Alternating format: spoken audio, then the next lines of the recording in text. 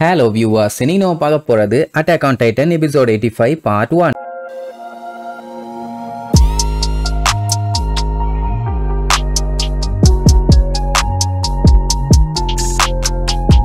Open பண்ணா ஒரு வழியா நம்ம ஆளுகெல்லாம் போட்டுக்கிட்ட வந்துட்டாங்க. வந்துட்டு செக் பண்ணி பார்த்தா எல்லா இடத்துலயும் தண்டர் ஸ்பேரை வச்சுக்கிட்டு அந்த ஃபிளாக்கோட ஆளுங்க கம்ப்ளீட்டா சர்வைலன்ஸ்ல இருக்கானுங்க. இந்த டைம்ல எவன் வந்தாலும் சரி பொல்லந்துருவானுங்க. ஆஞ்சேக்கே ஷாக்கு, அந்த ஃப்ளோக் பைய இவ்வளவு சீக்கிரமா வேலையை பார்ப்பான்னு எதிர்பார்க்கவே இல்லை. மகத்துக்கு ஒரு டவுட் என்னன்னா, அந்த ஏகரிஸ்டுங்களுக்கு இந்த மாதிரி இந்த ரம்பிளிங்க தடுக்க ஆள் போறாங்க அப்படின்னு தெரிஞ்சிருந்தா அவங்க இந்த ஃபிளைங் போட்டை காலி பண்ணியிருந்தாலே வேலை முடிஞ்சிருக்குமே, ஏன் இன்னும் பண்ணாம இருக்காங்கிற மாதிரி கேட்பாரு. ஆஞ்சி இருந்துட்டு அவங்களுக்கு டவுட் வந்துருச்சு, நம்ம எப்படியும் இறன தடுக்க போறோம்னு. அதனால தான் தடுக்கிறதுக்காக இவ்வளவு செக்யூரிட்டி. நீங்க சொல்ற மாதிரி அந்த போட்டை அழிச்சிட்டா சீக்கிரமாவே வேலை முடிஞ்சிரும். ஆனா மறுபடியும் இந்த டெக்க அழிஞ்சு போன உலகத்துல உருவாக்கணும்னா அது இன்னும் பல டெக்கேட்ஸ் ஆகும். அது மட்டும் இல்லாம ரம்பிளிங் முடிஞ்சதுக்கு அப்புறம் அந்த மெயின்லேண்ட் வந்து கம்ப்ளீட்டா எம்டி ஆயிருச்சா, எல்லாரும் செத்துட்டாங்களா அப்படிங்கறத இந்த ஏர்ஷிப்பை வச்சுதான் இவனுங்க கன்ஃபார்ம் பண்ணணும். அதனால கூட மேபி இவனுங்க வச்சிருக்கலாம். அப்படின்னா அசுமபிட்டோவோட போட்ஸ், அவங்களோட திங்ஸ்ன்னு எல்லாத்தையுமே அவனுங்க கேப்சர் பண்ணி வச்சிருக்கானுங்க. நம்ம மட்டும் இங்க வந்திருக்கோம்னு அவனுக்கு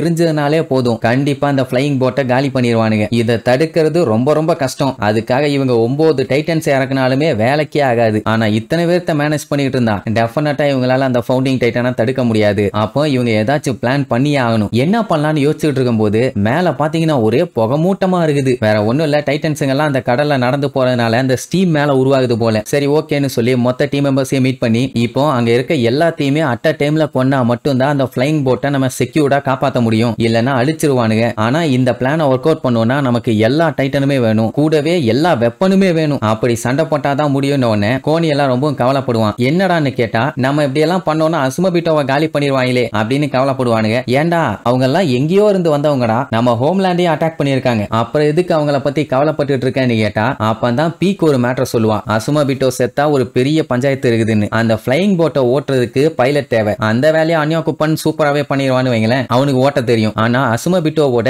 மெக்கானிக்ஸ் இருக்கானுங்கல்ல, அவனுங்க இல்லாம அது வெறும் ஒரு ரெக்க வச்ச போட்டு மட்டும்தான், ஒர்க் பண்ண வைக்க முடியாது. இப்போதைக்கு அதை இங்க டோ பண்ணி கொண்டு வரணுங்கிறதுக்காக அதோட விங்ஸ் எல்லாத்தையுமே மடக்கி சுருக்கி உள்ள வச்சிருக்கானுங்க. அதை ஒன்னும் கொடைய விரிக்கிற மாதிரி அவ்வளவு சீக்கிரத்துல எல்லாம் விரிச்சு நம்ம பாட்டுக்கு பறக்க முடியாது. அவங்க மெக்கானிக்ஸை வச்சு கொஞ்சம் சர்வீஸ் பண்ணி அதுக்கப்புறம் பைலட் அதை ஸ்டார்ட் பண்ணி தான் ரன் பண்ணணும். அதுவும் கொஞ்சம் ட்ரைனிங் அப்புறம். இதை பண்றதுக்கு எவ்வளவு நேரம் ஆகும்னு கேட்டா அதுவும் தெரியல. எல்லாம் அசுமபிட்டோவை நம்பி தான் இருக்குது. அப்படின்னா என்ன அர்த்தம், போட்டை ஸ்டார்ட் பண்ணி இவங்க கிளம்புற வரைக்கும் அசுமபிட்டோவை பத்திரமா பக்காவா பாத்துக்கணும். ஆனா இப்ப அது மட்டும் இல்ல, ஏகரிஸ்ட் ஆளுங்க யாரையுமே கொல்லாம இந்த பிளானை எக்ஸிக்யூட் பண்ண முடியுமான்னு முதல்ல பார்க்கணும். அப்படி முடியலன்னா எல்லாத்தையும் கொண்டுதான் ஆகணும். அதுல இருக்க ஏகப்பட்ட பேர் நம்ம ஆளுகளோட ஃப்ரெண்ட்ஸுங்க தான், அவங்களை எப்படி கொல்ல முடியும்? அப்போ என்ன பிளான் பண்ணி இவங்க அதுக்கான டைமையும் ஆளையும் வச்சு அந்த ஃபிளைங் போட்டை ஒர்க் பண்ண வைக்க முடியும்? எப்படியும் வந்து யாரையுமே கொல்லக்கூடாதுன்னு தான் இவங்களோட எண்ணமா இருக்கும். சோ அர்மின்ட்ட ஆனி ஏதாச்சும் பிளான் இருக்கான்னு கேப்பா. அர்மின் சைலண்டா தான் இருப்பான். பீக்கு சொல்லிடுவா அதுக்கு வாய்ப்பே இல்ல, எந்த பிளான் பண்ணாலும் ஒர்க் அவுட் ஆகாது, எப்படி இருந்தாலும் இவங்க ஏதாச்சும் பண்றாங்கன்னு இறங்கினாலே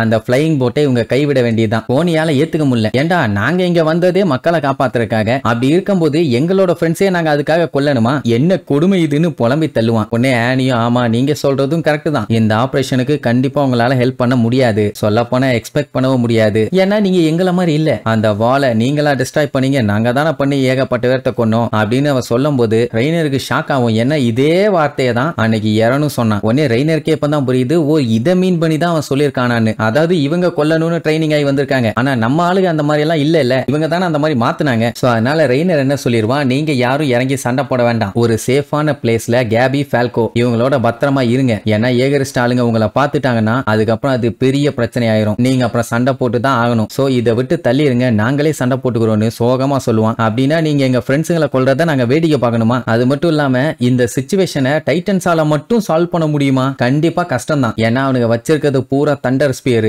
வளைச்சு டைட்டன்ஸ் எல்லாம் வேட்டையாடுவானுங்க. அதான் இப்ப பெரிய பஞ்சாயத்து. இத சொல்லிட்டு இருக்கும் போதே நம்ம ஹாஞ்சி வந்து எங்களால எல்லாம் வேடிக்கை பார்த்துட்டு இருக்க முடியாது, ஏகரிஸ்டுகள் எல்லாத்தையுமே ஆல்ரெடி நம்ம கொல்லணும், ஏன்னா அவனுக்கு தப்பான வேலையை பண்ணிட்டு இருக்கானுங்க, ஹியூமனிட்டியை காப்பாற்றணும் அப்படின்னா நம்ம சீக்கிரமா எந்த ஒரு முடிவா இருந்தாலும் எடுத்தாகணும், இப்படி வெட்டியா நின்று பேசிட்டு இருக்க கூடாது. டன் கணக்குல டைட்டன்ஸுங்க கடல்ல நடந்து போயிட்டு இருக்குதுங்க, அதனால ஏகப்பட்ட ஸ்டீம் உருவாகுது. இதே வேகத்துல இதுங்க போச்சுன்னா டெஃபினட்டா சீக்கிரமாவே மார்லே நாட்டை போய் சேர்ந்துருவாங்க. அதுங்க போன போன பாதையை வச்சு பார்க்கும்போது நார்த் ஈஸ்ட் சைடுல இவங்களுக்கு பக்கமா இருந்த சிட்டி எல்லாம் ஆல்ரெடி அழிஞ்சு போச்சு. இந்த அளவுக்கு கடலை வேகமா கிராஸ் பண்ணுவாங்கன்னு இவ எக்ஸ்பெக்ட் பண்ணல. எத்தனை பேர் செத்துப்பாங்களோ தெரியலையே அப்படின்னு கவலைப்பட்டு இருக்கும்போது நம்ம மகத்து இருக்காரு நேரா எலனாவை புட்டிச்சு அமுக்கி, ஒழுங்கா சொல்லு எலன் எங்க போயிருக்கான், இல்லன்னா உன்னை கொன்றுவேன்னு புட்டிச்சு அமுக்கமுக்குன்னு அமுக்கி அவளை ஒரு வழி பண்ணுவான். இதெல்லாம் பார்த்துட்டு கமாண்டர் மகத்து வேண்டாம் வேண்டாமாங்க, ஏன்னா மூச்சு அமுக்கி புடிச்சிட்டு விளையாண்டுட்டு இருக்கான். அதுக்கப்புறம் கையெடுத்துட்டு ஒன்னும் பயப்படாத, நான் ஒன்னும் உன்னை கொல்ல போறது இல்ல, ஆனா அதுக்கு ஒழுங்கா உண்மையை சொல்லுன்னு மிரட்டினா பயங்கரமா மூச்சை வாங்கிட்டு, ஓ கொல்ல மாட்டியா அப்படின்னா ஓகே அண்ட் நான் மைண்ட மாத்திட்டேன் கண்ணா, நீங்க என்னதான் பண்ண போறீங்கன்னு கடைசி வரைக்கும் பார்க்காம நான் சாக போறதுக்கும் தயாரா இல்ல, அதனால ஒழுங்கா இனி உங்க கூட கூப்பிட்டு போங்க, நான் எரன் எங்க போறான் என்னன்னு நான் சொல்றேன் அப்படின்னு உடனே ஹாஞ்சியும் விடுங்க,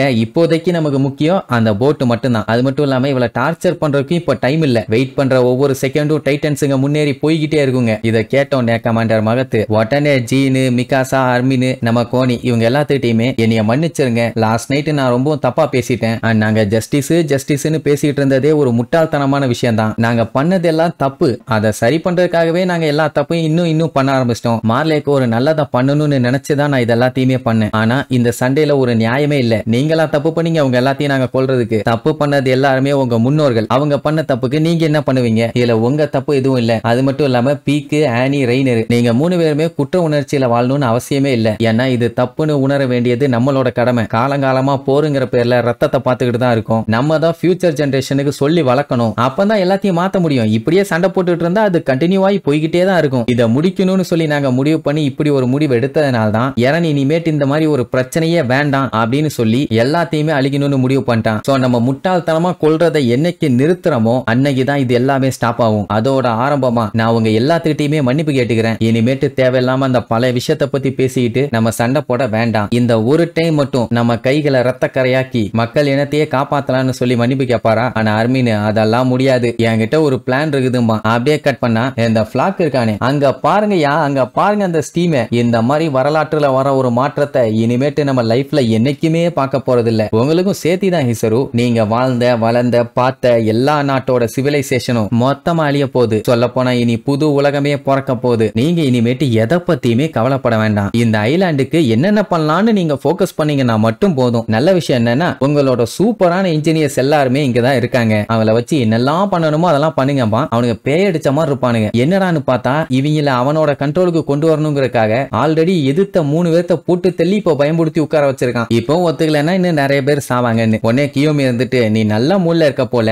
ஆனா எனக்கு என்ன ஒண்ணு புரியலன்னா என்ன மாற்றம் வருதுன்னு நீ சந்தோஷப்பட்டு இருக்க அப்படின்னு கேட்பாங்க, ஏன் என்ன பஞ்சாயத்துன்னு கேட்டா பாரடைஸ் ஐலாண்டு சேஃபா தான் இருக்குன்னு நீ நினைச்சினா அது சேஃபா இல்ல, நீ தப்பா புரிஞ்சுக்கிட்ட, இதனால உலகம் சின்னதாகுது அவ்வளவுதான், மத்தபடி ஒருத்தருக்கு ஒருத்தரை மாத்தி மாத்தி எப்பவும் போல கொண்டுகிட்டே தான் இருக்க போறீங்க, இது என்னைக்கும் மாற போறது இல்லைன்னு ஒண்ணு நீங்க சொல்றதும் நல்லா தான் இருக்குது, நானும் அதை பத்தி யோசிச்சேன், அப்படின்னா உங்களாலதான் வரணும், பேசாம உங்க டெக்னாலஜியே வேண்டான்னு உங்களை போட்டு தள்ளிட்டேன்னா எந்த பிரச்சனையுமே இருக்காதுல்ல, எங்களை எதிர்த்தா சாக மட்டும் தான் செய்யணும்னு கண்ணை வச்சு சுட போவான், ஏ பிளாக்கு எங்கடா இருக்க வெளியில வாடான்னு காட்டுத்தனமா கத்தர சவுண்டு, யாரான்னு பார்த்தா நம்ம அர்மினும் கோனியும், அசம விட்டு எங்கன்னு கேட்பானா, அது சரி நீங்க எங்கடா போனீங்க இவ்வளவு நேரமா, சீக்கிரமா வந்து சூட்டெல்லாம் மாத்துங்கடான்னு உடனே அட கார் டைட்டன் தப்பிச்சு போயிருச்சுப்பா, அதான் வெட்டிட்டு போனோம், அது என்ன பண்ணுதுன்னா ஆர்மர் டைட்டனோட ஸ்விம் பண்ணியே போயிட்டு இருக்குது, அதை மட்டும் இப்ப விட்டோம்னா எஸ்கேப் ஆயிரும், எப்படியாச்சும் பிளைங் போட்டை வச்சு அவங்கள பிடிச்சாகணும், சீக்கிரமா அசும பிட்டோ வச்சு அதை ரெடி பண்ணுங்கப்பா, பிளாக்குக்கு தூக்கி வாரி போடும், என்னடா சொல்லிட்டு இருக்கேன்னு, அடே கார் டைட்டனை விடக்கூடாது எப்படியாச்சும் போட்டு தள்ளணும், அவங்க ஜீனையும் ஆனியா குப்பனையும் கொன்னுட்டாங்க,